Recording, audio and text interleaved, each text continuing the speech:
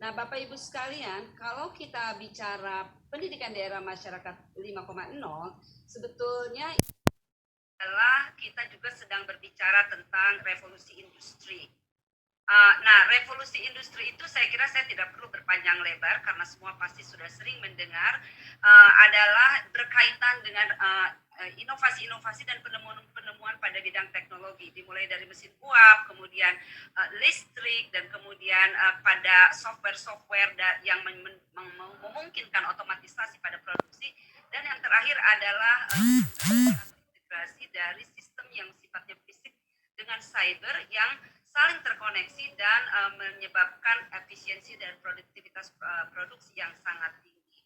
Nah, apa dari revolusi industri itu secara awam itu telah menyebabkan tren di dunia industri yang menggabungkan teknologi otomatisasi dengan teknologi cyber, dan itu telah mengubah seluruh tatanan kehidupan kita. Saya kira Bapak Ibu sekalian juga merasakannya dalam kehidupan sehari-hari, karena itu sangat mempengaruhi tatanan ekonomi maupun sosial, sistem ekonomi dan sistem sosial.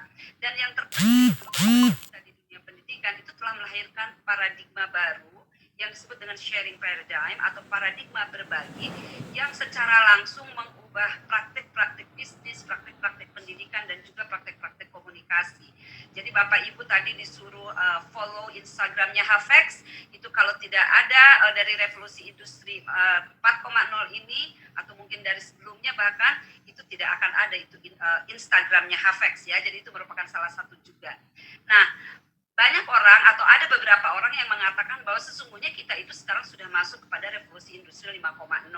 Tapi ada juga yang mengatakan ini sebetulnya bukan revolusi industri, ini lebih kepada semacam politisasi atau political view.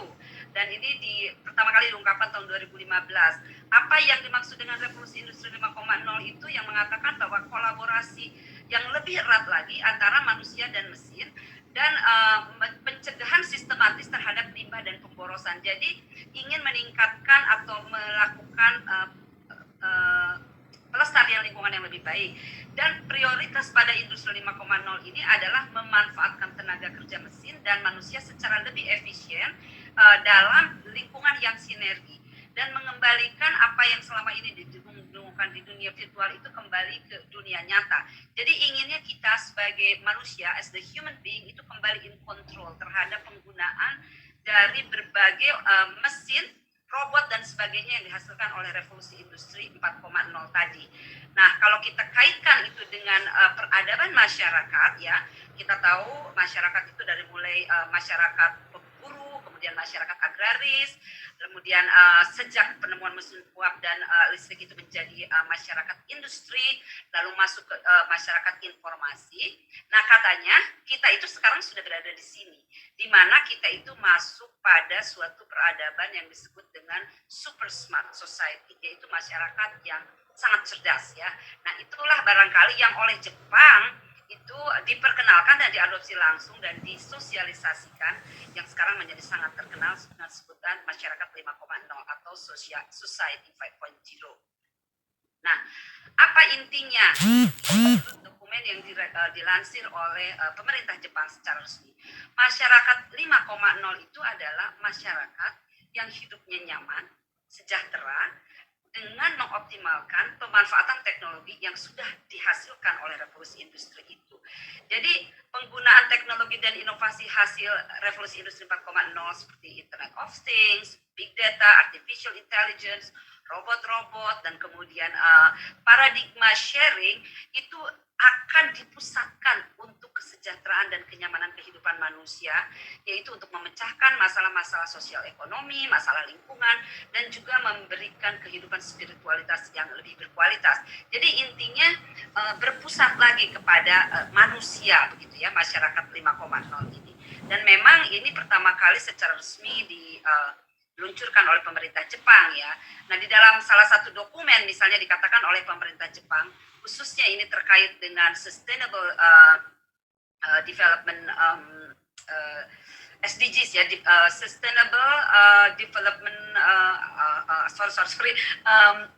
itu bahwa terkait dengan pendidikan itu ya, itu kan adanya di dalam goal dari SDGs itu yang keempat, yaitu untuk menciptakan sistem pendidikan tinggi yang terjangkau. Nah, terkait dengan masyarakat 5,0 ini, menurut pemerintah Jepang, di dalam visi pemerintah Jepang itu, yaitu mereka ingin menciptakan sistem pendidikan berkualitas tinggi, yang terjangkau dan yang menjangkau, di mana setiap orang itu bisa mempunyai akses kepada sistem pendidikan yang berkualitas dengan sistem e-learning dengan teknologi terkini.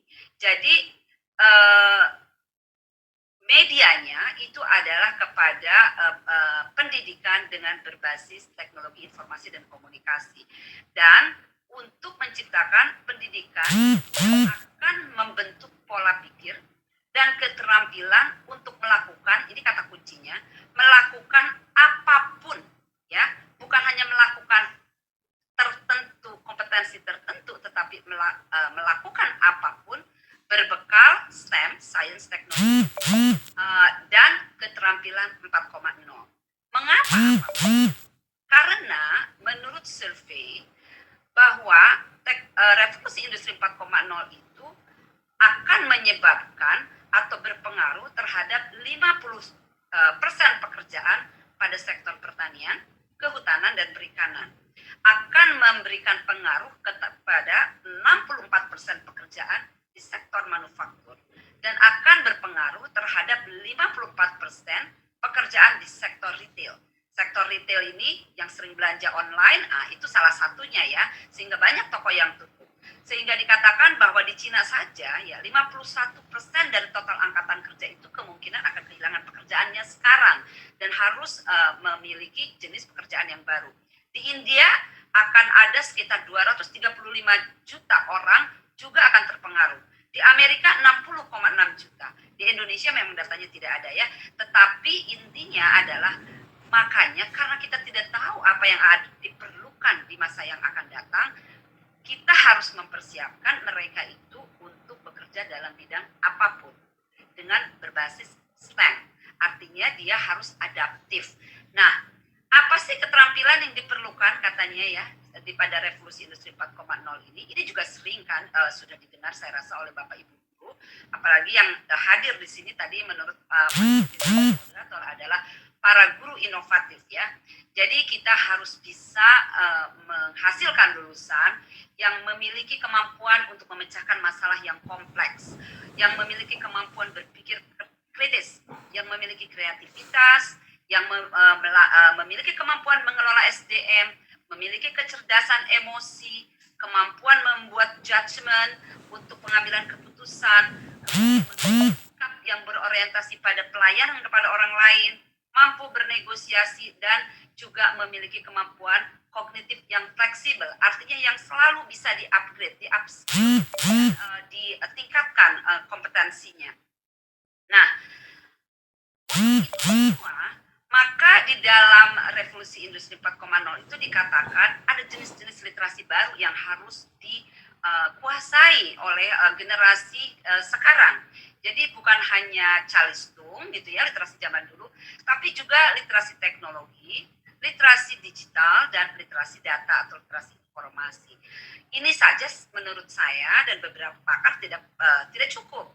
Kalau kita mau masuk ke era Society 5.0, maka juga diperlukan literasi dan literasi kemanusiaan cukup baik sehingga mereka itu bisa menjadi negosiator, bisa menjadi pengelola SDM yang handal, dan bisa membuat keputusan-keputusan berdasarkan judgement yang kontekstual. Nah, jadi apa dong pendidikan di era masyarakat 5,0? Kalau saya menyimpulkan, maka pendidikan di era masyarakat 5,0 itu adalah pendidikan yang harus menyiapkan siswa untuk memiliki keterampilan agar mereka itu bisa adaptif melalui penerapan sistem pembelajaran berbasis teknologi hasil dari revolusi 4,0, revolusi industri 4,0 dengan paradigma sharing tadi. Paradigma sharing sangat powerful Bapak Ibu sekalian, dan saya ingin memfokuskan sharing saya pada pagi ini pada paradigma sharing ini untuk bagaimana ini bisa memperkaya pembelajaran yang Bapak Ibu semua lakukan agar menjadi lebih berkualitas dan juga lebih menarik bagi siswa ya. Jadi paradigma berbagi dalam jejaring pendidikan itulah yang sebetulnya harus menjadi platform cara kita berpikir sebagai pendidik dan cara kita bekerja. Karena paradigma sharing atau paradigma berbagi dalam jejaring pendidikan ini telah menghasilkan berbagai model publikasi dan model pembelajaran baru yang berbasis jejaring dan berbasis sharing tadi. Jadi Facebook itu ya, di dalamnya juga sekarang banyak grup-grup yang setelah menjadi komunitas pembelajar dan sebagainya. Tapi khusus pagi ini saya ingin memfokuskan kepada model publikasi yang telah menghasilkan apa yang disebut sebagai open educational resources. Kemudian saya juga ingin memperkenalkan lisensi terbuka atau model publikasi yang baru dengan menggunakan lisensi terbuka sehingga kita bisa berbagi hasil karya kita dan memanfaatkan hasil karya orang tanpa kita menyalahi etika akademis atau tanpa melakukan plagiarisme. Dan yang terakhir saya ingin sedikit menyinggung tentang keberadaan dari sistem pembelajaran online yang terbuka dan banyak yang gratis yang disebut dengan MOOC ya. Jadi kita masuk pertama, apa sebetulnya yang dimaksud dengan Open Educational Resources? Saya sengaja sebut istilah bahasa Inggrisnya karena kalau cari di internet kata OER, diketik kata OER misalnya di Google Search itu akan membawa Anda kepada banyak sekali link yang memberikan materi-materi pembelajaran gratis ya. Dalam bahasa Indonesia di Universitas Terbuka kita menerjemahkannya menjadi sumber pembelajaran terbuka, yaitu berbagai material ya, jadi teaching, learning and research materials, jadi berbagai sumber pembelajaran dan juga penelitian ya dalam berbagai medium, baik itu medium digital ataupun medium lainnya yang berada pada domain publik atau telah dipublikasikan dengan menggunakan lisensi terbuka yang membolehkan kita itu menggunakannya tanpa biaya dan kita boleh menggunakannya, boleh mengadaptasinya dan juga boleh membagikannya lagi kepada orang lain. Ini adalah definisi dari UNESCO dan memang istilah OER ini pertama kali diadopsi oleh UNESCO pada tahun 2002 dan disempurnakan menjadi komitmen itu pada Open Educational Congress pada tahun 2012. Jadi ini adalah definisi yang terakhir. Nah, jadi Open Educational Resources itu bukan hanya gratis. Dia lebih dari sekedar gratis. Jadi kan kalau Bapak Ibu ke internet kadang-kadang banyak yang gratis ya, yang bentuk PDF. Nah, tetapi Bapak Ibu hanya boleh, kalau gratis itu Bapak Ibu hanya boleh menggunakannya untuk Bapak Ibu sendiri. Tetapi kalau dia OER, kita bukan hanya gratis untuk digunakan oleh kita, tapi kita juga mendapatkan izin untuk beberapa hal terkait dengan materi yang kita ambil itu. Dalam hal apa? Yaitu izin untuk retain. Jadi ketika kita mendownload suatu materi OER, maka materi itu menjadi kopi milik kita. Kalau kita mendownload yang bukan OER, kita hanya boleh baca, tapi sesungguhnya itu bukan milik kita. Jadi seperti minjem saja.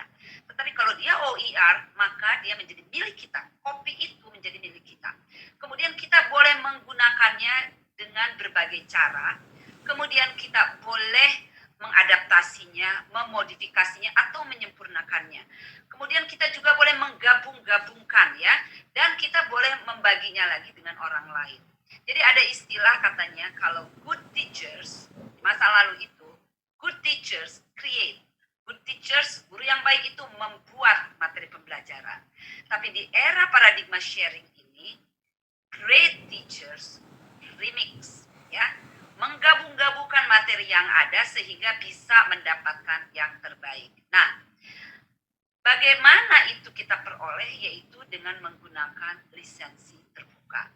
Lisensi terbuka yang banyak digunakan itu adalah Creative Commons. Creative Commons ini, jadi kita tahu kalau copyright ya, all right reserved, itu umumnya kan kita hanya boleh membaca, sementara pemilik hak cipta itu adalah orang yang menulis atau penerbitnya.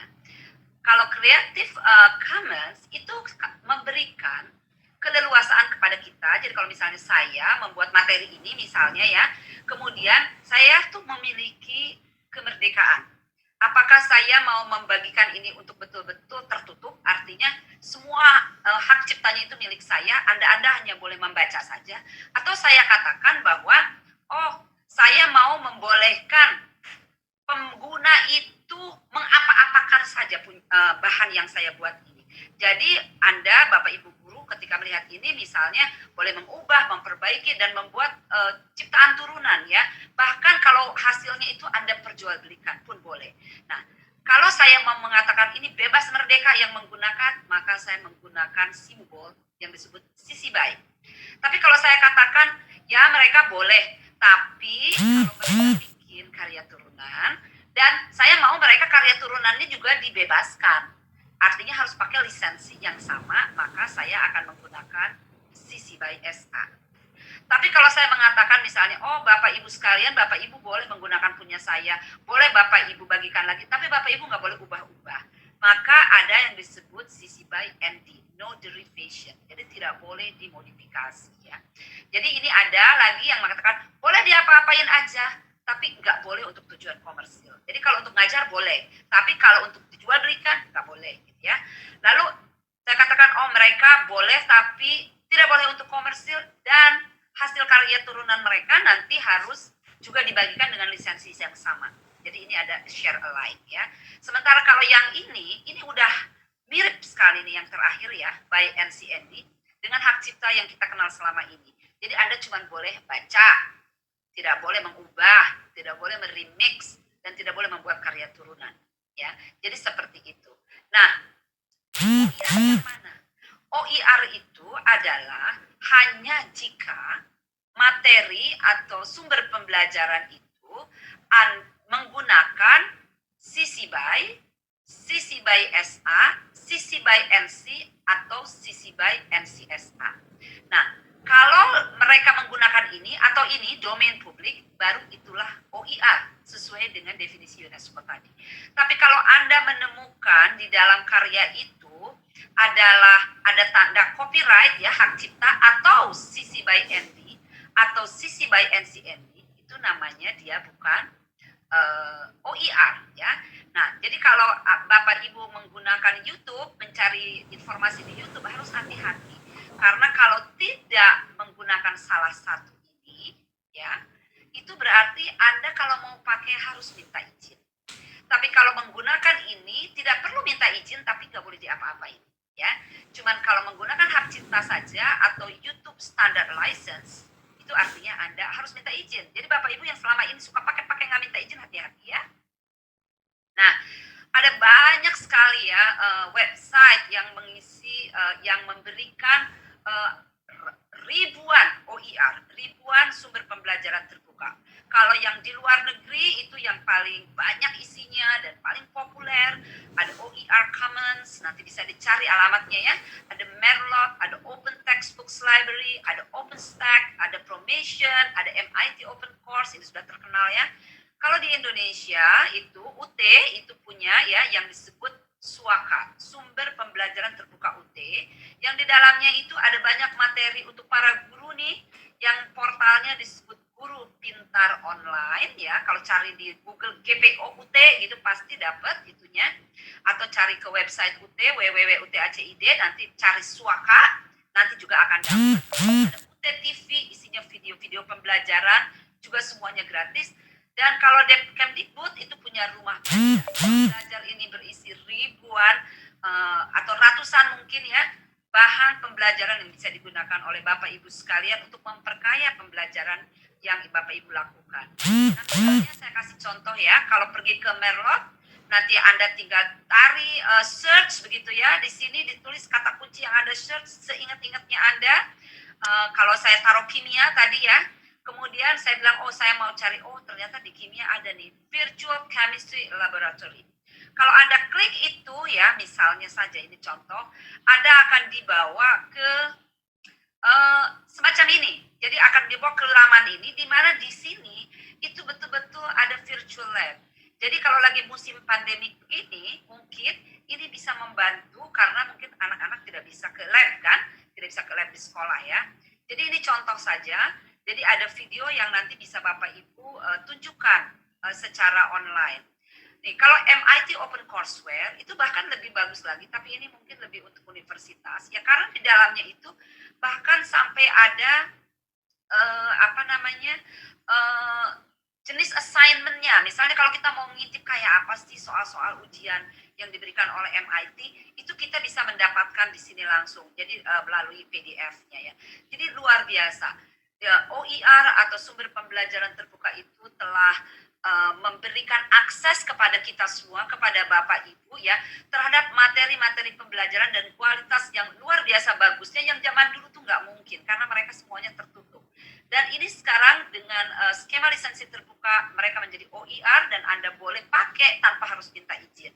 Tentu dengan mengingat simbol-simbol dari lisensi tadi ya. Nah, karena menyingkat waktu saya ingin masuk. Paradigma berbagi juga telah melahirkan apa yang disebut dengan Massive Open Online Course, kuliah terbuka secara online. Dan umumnya itu kalau Anda hanya ingin mengikuti saja, itu gratis ya, betul-betul gratis. Tapi sekarang memang trennya kalau misalnya Anda mau dapat sertifikat itu ada biaya sedikit ya. Dan MOOCs ini luar biasa ya. Menurut data terakhir ya sekarang ini ada kurang lebih 110 juta orang itu mengikuti atau mengambil mata kuliah secara online melalui platform MOOCs ini, di mana mata kuliah ini diselenggarakan oleh lebih dari 900 universitas atau bahkan sekolah-sekolah di seluruh dunia ya. Jadi kalau misalnya kita lihat penyedia MOOCs yang terbesar, paling populer di dunia itu adalah Coursera, kemudian ada edX, ada Udacity, ada Futurelearn dan Swayam, ini dari India. Memang Bapak Ibu sekalian kelemahannya buat kita di Indonesia, mayoritas itu MOOCs ini masih dalam bahasa Inggris. Tetapi tidak jarang juga sekarang ada dalam bahasa yang sudah memiliki subtitles gitu ya. Nah kalau kita lihat jumlah peserta dari MOOCs ini, bayangkan katanya ada 45 juta orang mengambil MOOCs melalui Coursera. UT itu terbesar di Indonesia cuma 300.000 mahasiswanya. Di dunia, universitas dengan jumlah mahasiswa terbesar itu UT-nya Cina itu 5 juta orang. Ini 45 juta. Jadi kalau Coursera itu universitas, ini adalah universitas yang terbesar di dunia ya.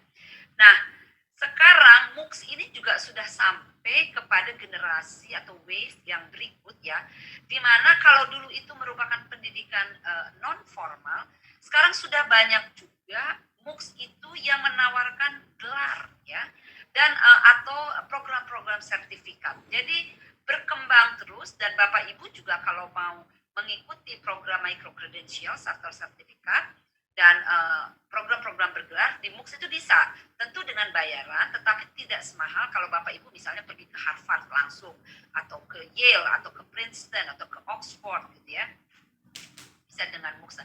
Di Indonesia juga ada para penyelenggara MOOCs. UT tentu UT mempunyai MOOCs juga.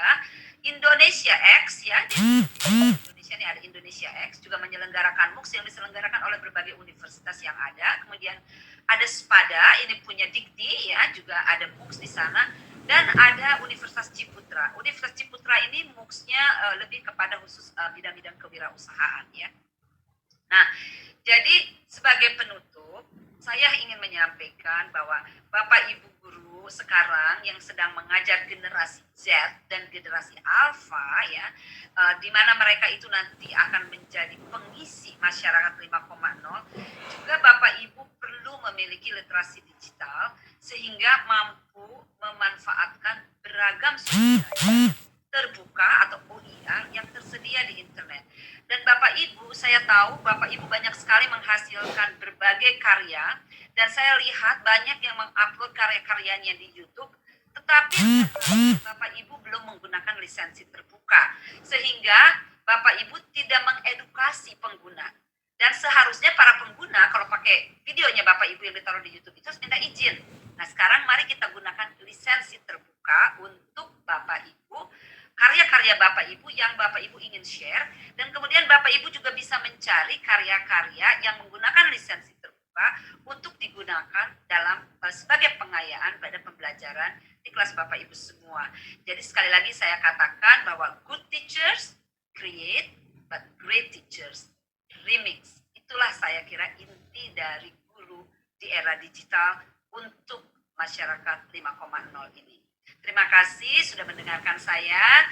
Mudah-mudahan kalau ada pertanyaan saya bisa jawab. Jadi saya akhiri. Wassalamualaikum warahmatullahi wabarakatuh. Waalaikumsalam.